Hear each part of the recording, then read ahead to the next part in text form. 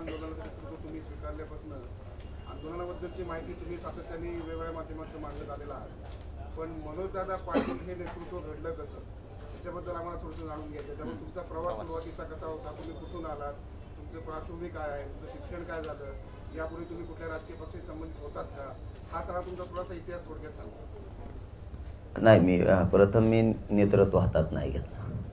सगळ्यात अगोदर तिथंच माझ्या मराठा समाजानं मला स्वीकारलं. मला नेतृत्व नको होतं. मी पोरं बघत होतो, मला फोन येत होते की एका टक्क्याहून जर एखादं लेकरू हुकलं तर त्याच्या वेदना किती, त्याला किती त्रास होतो. एखाद्या मुलीचा नंबर एखाद्या टक्क्याहून हुकला, ते अधिकारी होता राहिला, त्यांचे ते वेदना ऐकायला यायचं. म्हणून नेतृत्व नको, पण आपण आंदोलन केलं पाहिजे, पण प्रामाणिक केलं पाहिजे. आपल्याला कोणी डाग नाही लावला पाहिजे की दुकानदारी चालू केली आणि पैसे जमा करायला लागलं, कोणाच्या हाडलात फुकट जेवून खायला लागलं त्या मराठ्यांच्या नावाखाली, किंवा काही पण कामं सांगायला लागला, विनाकारण पैसा जमा करायला लावायचा, काही गरज नसतानाही. म्हणून आपण ह्या प्रकारात नाही पडायचं. पार्श्वभूमी सांगायचे ठरले तर मी एक शेतकऱ्यांच्या घरातला पोरगा आहे, कारण मला काय राजकीय वारसा असलं काय गोष्टी नाहीत.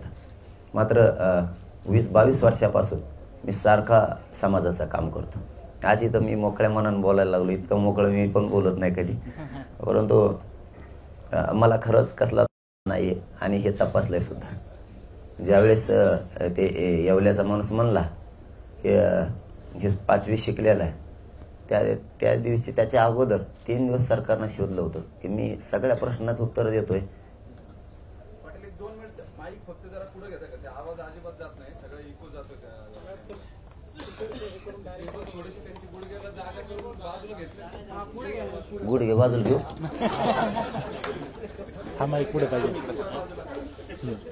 हा पुढे घ्या. खुर्ची मागे, खुर्ची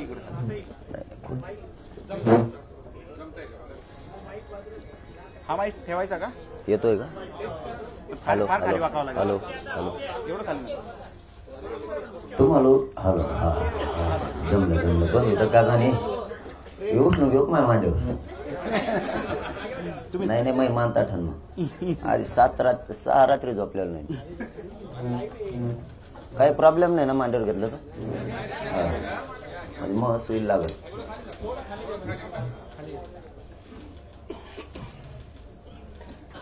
मी 12वी शिकलेलो, परंतु विश्वास नव्हता की सगळ्या प्रश्नाचं उत्तर देतोय.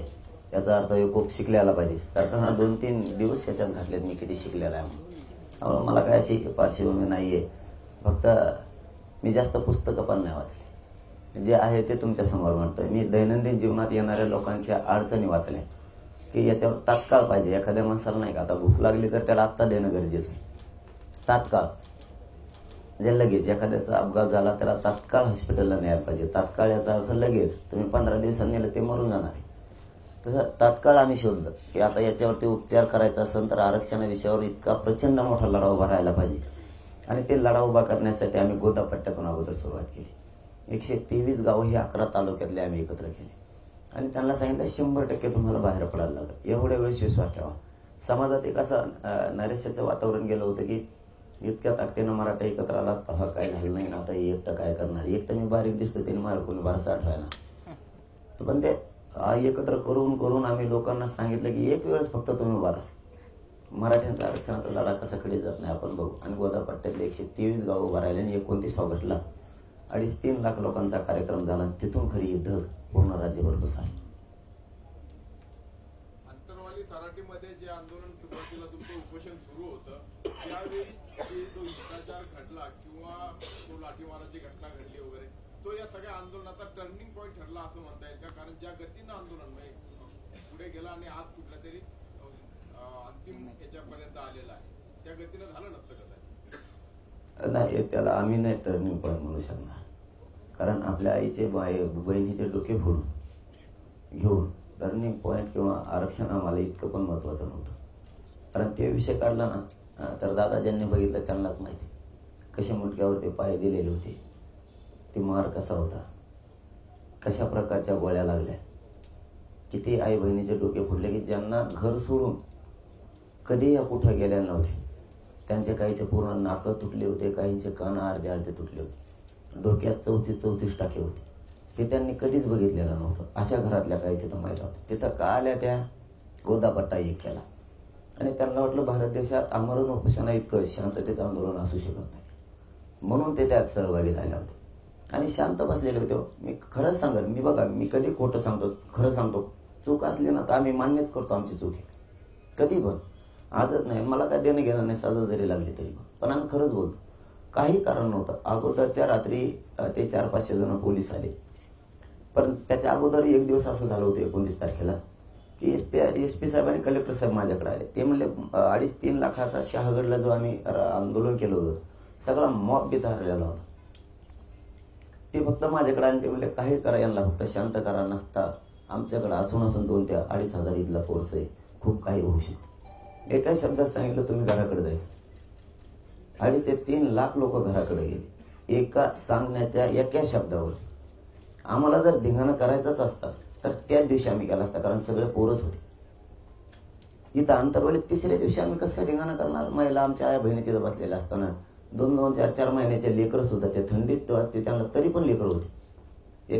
एक माता मावडी तर अशी होती, ती मांडीवरती लेकरू घेऊन बसलेली होती. हे 4 महिने वय असेल त्या मुलाचं. आईचं डोकं इतकं फुटलं की आईच्या लक्षात सुद्धा राहिलं आपल्या मांडीवर पोरग आहे, आणि ते पोरग पूर्ण रक्ताने भिजलेलं होतं. म्हणजे एवढं असं काय झालं होतं? म्हणून त्याला आम्ही टर्निंग पॉईंट नाही मानणार. तो खूप डाग आहे मोठा, की इतकं निर्दयी सरकार मी माझ्या जीवनात कधी नाही बघितलं. चीड ही निर्माण होणारच, कारण तुम्ही इतका मार दिला, इतक्या गोळ्या. आत्ता पण सांगतो मला होतं आमच्यातलं इथं असं नाही एखादा, त्याच्यात आत्ता बी 13 गोळ्या आहेत, त्याच्या हात लावला की दिसत. आत्ता इथं सोबत आहे डवळ्यात. असे किती काय, तुम्हाला एकदम छेरे मारायची परवानगी नाही. तुम्ही ते कसे मारू शकता?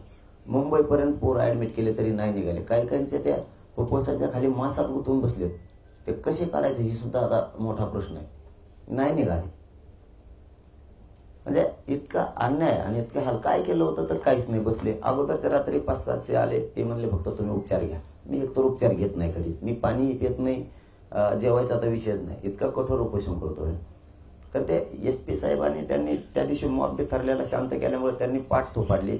अंतरवाली ती की पहिले लोक बघितले म्हणे आम्ही असे, माझ्या पूर्ण कार्यप्रणालीत मी जितकी ड्युटी केली तितकी बिथरलेला मॉब शांत नाही करतात. जमवता कोणाला येतात पण वापस नाही पाठवतात.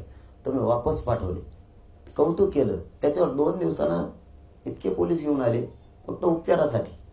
ठीक आहे म्हणलं, चला दुसऱ्या दिवशी मला काही होत नाही, मला चांगलं माहिती, कारण मी 12 दिवस बिना पाण्याच्या कसे पण काढतो.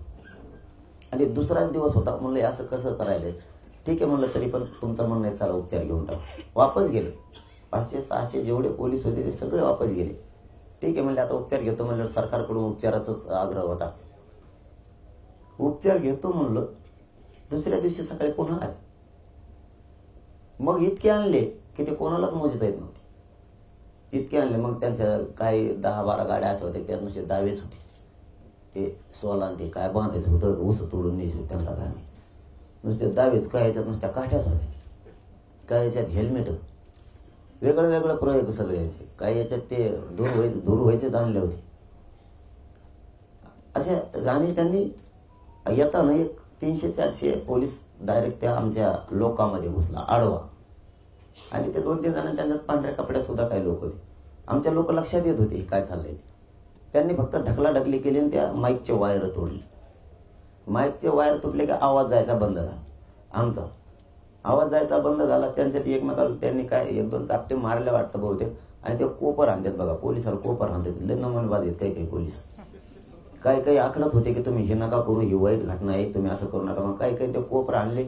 पोरं 2-4 खाली पडले. वरून पोलिसांना आणून सुरू करून एकाएकी सुरू झालं अचानक. आणि ते इतकं विकोपाला गेलं की ते क्षण काढायचं म्हणलं तरी वाईट वाटतं.